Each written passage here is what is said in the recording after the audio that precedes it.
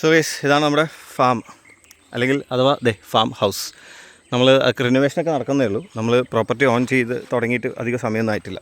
അപ്പോൾ ഞാൻ കാണിക്കാൻ വന്നത്, നമ്മൾ രജിസ്ട്രേഷൻ കഴിഞ്ഞ ശേഷം ഇതിനകത്ത് കുറച്ച് പച്ചക്കറി കൃഷി ചെയ്യാനായിട്ട്, മഞ്ഞൾ ഓൾറെഡി ഉണ്ടായിരുന്നു. മഞ്ഞളുടെ കൂട്ടത്തിൽ തന്നെ നമ്മൾ കുറച്ച് വാഴ, കവുങ്ങ്, അതിൻ്റെ കൂട്ടത്തിൽ കുറച്ച് മത്തൻ, വെണ്ട, തക്കാളി, കൈപ്പയ്ക്ക എന്നൊക്കെ പറഞ്ഞിട്ട് കുത്തിയിട്ടുണ്ടായിരുന്നു. അപ്പോൾ അതിൽ കണ്ടോ, മത്തൻ 2 പൂ വന്നിട്ടുണ്ട്. ഓക്കെ, 2 മത്തൻ ഇവിടെ എവിടെയൊക്കെ മത്തൻ പൂത്ത് നിൽക്കുന്നുണ്ട്. ഇതാണ്ടോ, ഇതാ. ഓക്കെ, മാത്രമല്ല അതിശയം, അല്ലെങ്കിൽ എനിക്കിത് അതിശയം, അറിയുന്നവർക്ക് അത് അറിയുമായിരിക്കും. ഇത് മഞ്ഞൾ ചെടിയാണ്, കണ്ടോ, മഞ്ഞൾ കൃഷിയാണ്. അപ്പോൾ ഇതിൽ വേറെ ഏത് ചെടിയിലും കണ്ടിട്ടില്ല, പക്ഷേ ഒരു മഞ്ഞൾ ചെടിയിൽ, അതായത് ഈ മഞ്ഞൾ ചെടിയിൽ പൂ കണ്ടോ, നോക്ക്, നല്ല ഭംഗിയുള്ള പൂ. ഇത് മഞ്ഞൾ ചെടിയിൽ ഇങ്ങനെ പൂ വരുമോ എന്നുള്ളത് എനിക്കറിയില്ല. അതോ ഇനി ഇത് മഞ്ഞൾ തന്നെ, നോക്ക്, എല്ലാം മഞ്ഞൾ ചെടി തന്നെയാണ്. ഇതുണ്ടോ, ഭയങ്കര ഭംഗിയുള്ളൊരു പൂ വന്നിട്ടുണ്ട്. അപ്പോൾ ഇങ്ങനെ ഇതിനെക്കുറിച്ച് അറിയുന്നവർ കമൻറ്റ് ചെയ്യൂ. നമ്മൾക്കിത് ആദ്യമായിട്ടാണ് കാണുന്നത്. ഉമ്മയും മഞ്ഞളിൽ ഇങ്ങനെ പൂ വരുമോ എന്നൊക്കെ ഉമ്മയും ഡൗട്ട് അടിച്ചിട്ട് ഞങ്ങളെ നോക്കാൻ വിട്ടതാണ്. അപ്പോൾ മഞ്ഞളിലെ പൂ കണ്ടു, മത്തൻ പൂത്തത് കണ്ടു. ഇനി നമ്മുടെ കൈപ്പയ്ക്കയും കൂടെ കാണിച്ചു തരാം. അഞ്ചലത്തെ തേങ്ങയൊക്കെ പെറുക്കിയിട്ട് പോകണം. അഞ്ചലേ, തേങ്ങ കിട്ടിയില്ലേ? പറ, തേങ്ങ കിട്ടിയേ. നമുക്ക് തേങ്ങ കിട്ടി. ഇവിടെ കുരങ്ങ് വരുന്നുണ്ടോ? അപ്പുറത്ത് കാടാണ്. ഇത് ആലത്തൂർ വീഴുമലയാണ് ഈ സ്ഥലം, അതിൻ്റെ താഴ്വാരമാണ്. ഇതാണ് നമ്മുടെ കൈപ്പയ്ക്ക കുത്തിയിട്ടത്. 5 ചെടി കൃഷിഭവനിൽ നിന്ന് കൊണ്ടുവന്നിട്ട്, കൃഷിഭവനല്ല VFPCക്ക് കൊണ്ടുവന്നിട്ട് നമ്മൾ കുത്തിയിട്ടാണ്. ഇതുണ്ടോ, 5 ചെടി, 4 കോർണറിലും നടുവിലായിട്ട് ഓരോന്ന്. അപ്പോൾ ഇതിൽ ഇതുണ്ടോ, പൂവും വന്നു, കായും വന്നു.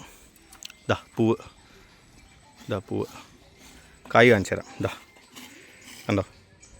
അപ്പോൾ ഇതിനകത്താണെന്നുണ്ടെങ്കിൽ നമ്മൾ ഒരു വളവും പ്രത്യേകിച്ച് ചെയ്തിട്ടില്ല, ജൈവവളവും ചെയ്തിട്ടില്ല, രാസവളവും ചെയ്തിട്ടില്ല. ഓട്ടോമാറ്റിക്കലി വന്നാണ്. അപ്പോൾ ഇനി എന്തെങ്കിലുമൊക്കെ വളം, എന്തായാലും രാസവളം ഇടണമെന്നില്ല, കാരണം നമ്മൾ ഇടില്ല. ജൈവവളം എന്തെങ്കിലും ഇട്ട് നല്ല പ്യൂറസ്റ്റ് പച്ചക്കറികളൊക്കെ ഇവിടെ നിന്ന് ഉണ്ടാക്കി കഴിക്കണം എന്നുള്ളതാണ് ആഗ്രഹം. ഓക്കെ, ഇതാണ് അപ്ഡേറ്റ്.